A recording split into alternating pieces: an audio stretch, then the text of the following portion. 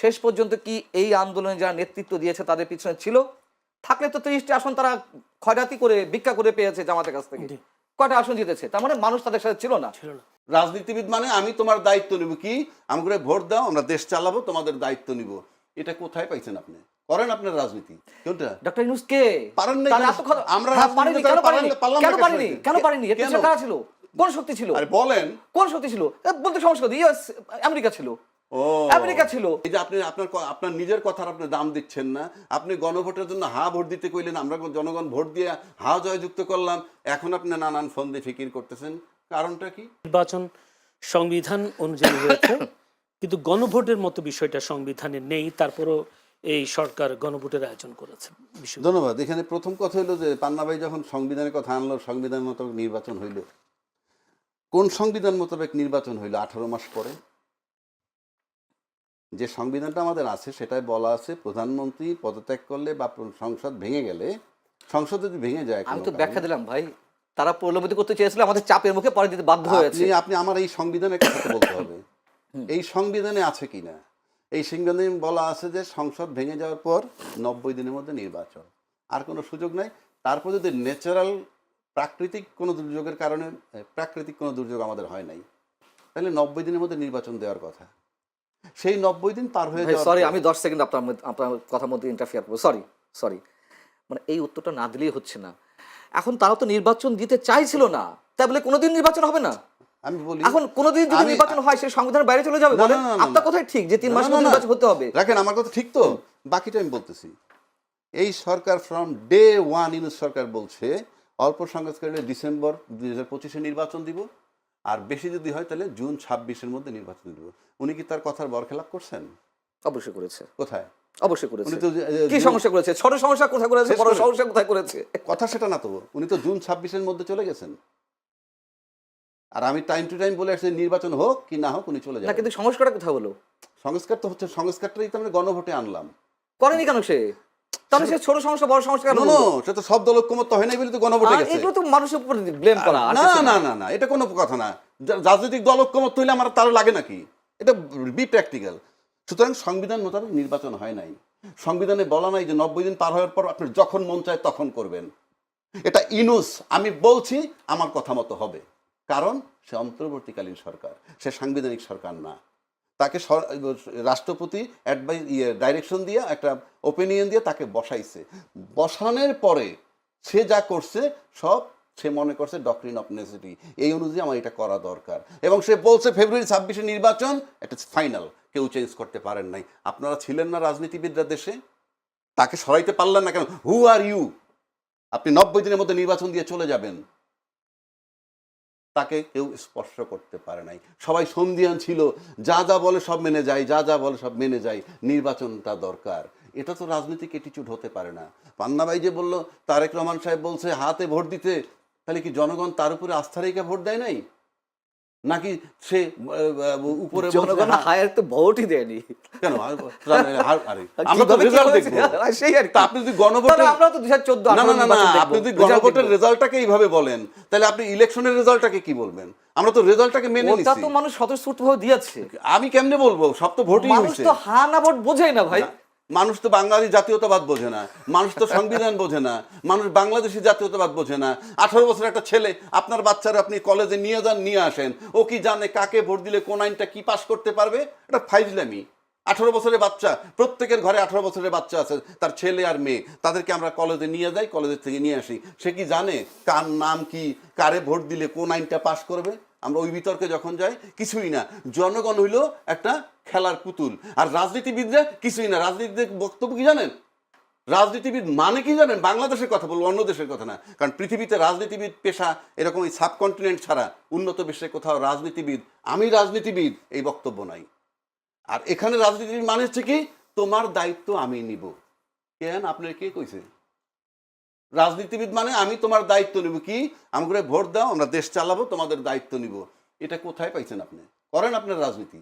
সেজন্য বললাম সংবিধান মোতাবেক নির্বাচন হয় নাই, এবং সংবিধানে অন্তর্বর্তীকালীন সরকার নাই, বহুবার বলছি। সুতরাং ইউনূস সাহেব কোন সংবিধানে চলছেন? অন্তর্বর্তীকালীন সরকারের অন্তর্বর্তীকালীন সংবিধান। এটাকে বুঝতে না পারা, এটাকে এড়াই যেতে না পারাটার ব্যর্থতা ইউনূস সাহেবের। কেন? ইউনূস সাহেব তো ওই ঢাল নাই তলোয়ার নাই নিধিরাম সর্দার, কি আছে তার? আমরা রাজনীতিবিদরা কি করছি? আমরা এইটা করছি সেইটা করছি, আমরা কি পারছি এটা কি করতে? আমরা তার কথা বেরিয়ে যেতে পারি নাই। ফেব্রুয়ারি মেনে নিতে হয়েছে, আর তারা ভয় পাইছে যদি এটা মেনে না নেই, যদি আবার উল্টা পাল্টা করে দেয়, আবার যদি নির্বাচন পিছায়। এই আতঙ্ক কেন? এই আতঙ্কটা কেন? এই আতঙ্কটা কেন? এটার মানে হচ্ছে যে ওই যে রাজনীতিতে শেষ কথা বলতে কিছু নাই, এক। 2 নম্বর, you are not loyal to your own words. এই যে আপনি আপনার নিজের কথার আপনি দাম দিচ্ছেন না। আপনি গণভোটের জন্য হা ভোট দিতে কইলেন, আমরা জনগণ ভোট দিয়ে হা জয়যুক্ত করলাম, এখন আপনি নানান ফন্দি ফিকির করতেছেন। কারণটা কি? কি কারণে? আমি যেহেতু সংবিধানের বাইরে, সুতরাং ডাবল ওথ হবে। ডাবল ওথ হবে প্রেসিডেন্টের যে আইনটা করছে সেই আইন আপনি এখন বাতিল করলেন। ওর আলোকে গণভোট হয়ে গেছে, গণভোট হয়ে গেছে। ও তো নিয়ে নিছে, ইয়ে বিএনপি নেয় নাই, অন্যরা তো নিছে। তা আপনি নেন নাই, কেন নেন নাই সেটা তো আপনার ব্যাপার। আর ওই আইনটা অকার্যকর হয়ে গেছে যেহেতু ওই আইনের ফসল উঠে গেছে। সুতরাং সেই কারণে আমি বলতেছি, আর একটা জিনিস আপনি লক্ষ্য করে দেখেন, আমরা যে সরকারে এত কথা বলি, এই সরকার অনেক কিছু। আপনি দেখেন তো, ইউনূস সরকারের উপদেষ্টা এই সরকারের মন্ত্রী আছে না একজন? ইউনূস সরকারের অ্যাটর্নি জেনারেল এই সরকারের আইনমন্ত্রী আছে না? তারপর কি আছে? বিএনপি এবং 3 বাহিনীর রাষ্ট্রপতিকে শেল্টার দিছে, রাষ্ট্রপতি তার নিজের ইন্টারভিউতে বলছে। যদি তাই হয় তাহলে আপনি এই সমস্ত অধ্যাদেশে সই করলেন কেন? না দিলে কি তো আপনি তো সরানো যায় নাই। অস্ত্রের মুখে দিচ্ছে। কোন অস্ত্রটা ধরলো কি? তার শেল্টারই তো দিছে বিএনপি আর আর্মি, এটা সে 3 বাহিনী। এটা উনি তার ইন্টারভিউতে বলছেন। 3 নম্বর, উনি একটা কথা বলছেন কি, আমি আমার সংবিধান রক্ষা করার জন্য জীবন দিয়ে দিব। আদৌ কি উনি জীবন দিছেন? ওনার যে গণভবনের দরবার হল থেকে বঙ্গবন্ধুর ছবি ছড়াই ফেললো, সংবিধানের চাইরের ক মোতাবেক রাষ্ট্র সমস্ত জায়গায় সরকারি আধা সরকারি সব জায়গায় বঙ্গবন্ধুর ছবি ঝুলন্ত থাকতে হবে। তো উনি কি সেই ছবিটা রাখছে? কই? উনি নিজেই তো বঙ্গভবনে বসে সংবিধান ভায়োলেট করতেছেন। খালি সংবিধানের দোহাই দেন। এই এক সংবিধানের দোহাই দিয়েই কিন্তু হাসিনা স্বৈরাচার হয়েছে। জি, আমি একটু যেতে চাই। আমার কাছে খুবই কম সময়, 2 মিনিট সময় পাবে মঞ্জুর আলম পান্না, আর 2 মিনিট সময় পাবেন আমাদের। প্রশ্ন করবেন নাকি আমি একটু বলতে চান না নতুন প্রশ্ন যাব কিনা? যদি আচ্ছা, আমার নতুন প্রশ্ন গিয়ে আর টাইম ওয়েস্ট করে লাভ নেই। বিষয় হচ্ছে কি, এই বিতর্কগুলো চলতেই থাকবে জয়নুল, এতে যার মতো করে ব্যাখ্যা করা হবে। রাজ্জাক ভাই বললেন যে হু ইজ ডক্টর ইউনূস, তিনি যা বলেছেন তাই করেছেন। আমার কথা হচ্ছে তাই, হু ইজ ডক্টর ইউনূস? হ্যাঁ, সেটাই তো। আর কি এমন ক্ষমতা? ওই ক্ষমতা কি ছিল? রাজ্জাক ভাই নিজেই, রাজ্জাক ভাই প্লিজ অ্যানসার দেন। ডক্টর ইউনূস কে? পারেন না আমরা পারিনি, কেন পারিনি? এর পিছনে কারা ছিল? কোন শক্তি ছিল? আরে বলেন, কোন শক্তি ছিল বলতে সমস্যা নেই। ইউএস, আমেরিকা ছিল, আমেরিকা ছিল, পাকিস্তান যদি আমি কিন্তু তুরস্ক ছিল। বলি ভাই, আমি বলি, আমি জীবন এই টক শোতে এসে আপনারা জিজ্ঞেস করেন, আমি যেটা দেখি না ওইটা বলি না। আচ্ছা, আমেরিকা তার পিছনে, তাহলে এর আগে শেখ হাসিনার পিছনে কে ছিল? আমাকে বলুন, শেখ হাসিনার পিছনে কে ছিল? শেখ হাসিনা তো বিশাল একটা রাজনৈতিক দলের নেত্রী। হ্যাঁ, তা এই যে এত লোক মারলো, 6 কোটি মানুষ, না এত লোক এই যে আয়নাঘর বানাইলো, বিনা বিচারে হত্যা করলো, ক্রস ফায়ার দিল, সেনা অফিসার হত্যা হইলো, সে করছে কিনা সেটা অবান্তর প্রশ্ন। তার সময় হইছে, শাপলা চত্বর হতে, তারপরে সে থাকলো, তার পিছনে কে ছিল? ইউনূসের পিছনে আমেরিকা ছিল। তার পিছনে ভারত থাকতে পারে, ভারত থাকতে পারে, আমরা অনেকে যা বলি। আচ্ছা, এই আমি জীবনে এই কথাগুলো কোনোদিন বলি নাই। কেন বলি না জানেন? না ভাই, শুনেন, দলিল নাই, ভাই শুনেন, আমি সেটা বলি না। না, দলিল নাই, এখন ওইগুলো আপনি বলতেই পারেন, কিন্তু আপনি যে দালিলিক ভাষা কথা বলছেন, এটা আমি সম্মান রেখেই বলছি। এগুলো বলার জন্য বলা, আর ভিতরে কি হচ্ছে না হচ্ছে আপনিও জানেন, আমরাও জানি। এখন বিষয় হচ্ছে হুই ইজ ডক্টর ইউনূস, তার কি এমন ক্ষমতা? তার কোন রাজনৈতিক দল ছিল? আপনি বলুন, তার কোন রাজনৈতিক দল ছিল? ভয়টা কেন পেয়েছে? ভয়টা কেন, যে কোনো শক্তি বা আমরা কেন ভয় পেয়েছি?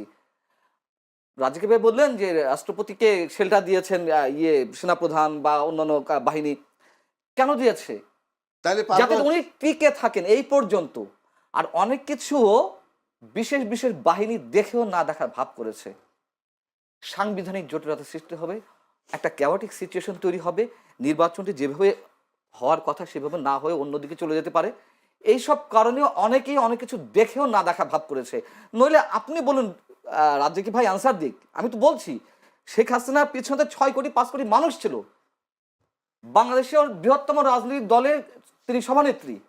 সো তার তো একটা জনভিত্তি ছিল, সে যে অন্যায়ভাবে এইটা হোক, আমি আপনার সাথে একমত। অন্যায়ভাবে হোক আর ন্যায়ভাবে হোক, কিন্তু ডক্টর ইউনূসের কি ছিল? না, ডক্টর না, ইউনূস মানুষ কেন ভয় পেয়েছে? কিন্তু এই যে 6 কোটি লোক তারপর থাকা সত্ত্বেও সব প্রশাসন তার সাথে ছিল, ফাইনালি চলেই বা যেতে হলো কেন? ভাই অনেক ধরনের অবিচার হয়েছে, অনেক ধরনের অন্যায় হয়েছে, সবাই তো শেষ পর্যন্ত থাকে না। তার মানে কি? তার মানে ফাইনালি সে থাকতে পারে নাই। হ্যাঁ পারেনি। তাহলে আবার আপনি বলুন, যদি শক্তিটা হইলো কি জানেন?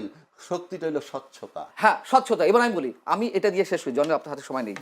এই আমাদের সময় স্বচ্ছতার কম। জায়গা থেকে বলি, স্বচ্ছতার জায়গা থেকে বলি, 5 আগস্টের যে অভ্যুত্থান বা আন্দোলন সেটা সফল হয়েছিল, সাধারণ মানুষও নেমেছিল, আওয়ামী লীগ পরিবারের সন্তানরাও নেমেছিল। শেখ হাসিনা যে যে বছরের পর বছর নির্বাচন দিচ্ছে না, তার একটা অবসান হোক, খুব ছিল। যে দুর্নীতি বা আরো বিভিন্ন বিষয়ে এলিগেশন, এইগুলো অবসান হোক এই জন্য। কিন্তু এই মানুষগুলোই শেষ পর্যন্ত কি এই আন্দোলনে যারা নেতৃত্ব দিয়েছে তাদের পিছনে ছিল? থাকলে তো 30টি আসন তারা খয়রাতি করে ভিক্ষা করে পেয়েছে জামাতের কাছ থেকে, জি। কয়টা আসন জিতেছে, তার মানে মানুষ তাদের সাথে ছিল না। ছিল না। জি। তাহলে এটা তো স্পষ্ট যে মানুষ কি চেয়েছে, শেষ মানুষ একদম কি শেষ, চায়নি। 1 মিনিট। না, আমি সিম্পল কথা যেটা নিয়ে আজকে মূল বিষয়, জি। সেই মূল বিষয়টা তো ওই যে দুইটা হাইকোর্টে যে রুল ইস্যু করছে, 3-4টা রুল হয়েছে, যে বিষয়টা আপনার যে আইনটাকে চ্যালেঞ্জ করছে সেই আইনটার কার্যকারিতা এমনি শেষ। ওটা দিয়ে তার একটা গণভোট হবে না, ওটা দিয়ে আর একটা জুলাই সনদের ইয়ে হবে না, ওটা সবাই আমরা একসেপ্ট করছি। সেই একসেপ্ট করার আলোকে গণভোট হয়ে গেছে, সেটা আমরা মেনে নিছি, এবং আজকে যারা ক্ষমতায় আছে তারাই গণভোটকে সাপোর্ট করছে এবং জনগণ তাদের কথায় ভোট দিছে। এবং এটা যদি তারা কার্যকর না করেন, বাস্তবায়ন না করেন, তাইলে এটা জনগণের সাথে প্রতারণা সামিল হবে, আর এটার কনসিকুয়েন্স কি হবে সেটা সময় বলে দিবে। সময় বলো। ধন্যবাদ, অসংখ্য ধন্যবাদ। দর্শক, আমাদের সাথে ছিলেন আবু হেনা রাজ্জাকী, সিনিয়র আইনজীবী, বাংলাদেশ সুপ্রিম কোর্ট, ছিলেন মঞ্জুর আলম পান্না, সিনিয়র সাংবাদিক। দুজন বেশ প্রাণবন্ত আলোচনা করবার চেষ্টা করেছেন। দুজনকে অসংখ্য ধন্যবাদ সময় দেওয়ার জন্য আজকে অনুষ্ঠানে। দর্শক, আপনারাও আমাদের এই প্রাণবন্ত আলোচনায় যুক্ত থাকবার জন্য আপনাদেরও প্রাণঢালা অভিনন্দন, শুভেচ্ছা জানাচ্ছি। সেই সাথে আগামীকাল একই সময় চ্যানেলের সংলাপ অনুষ্ঠান দেখার আমন্ত্রণ জানিয়ে আজকের মতো বিদায় নিচ্ছি। ভালো থাকবেন সবাই।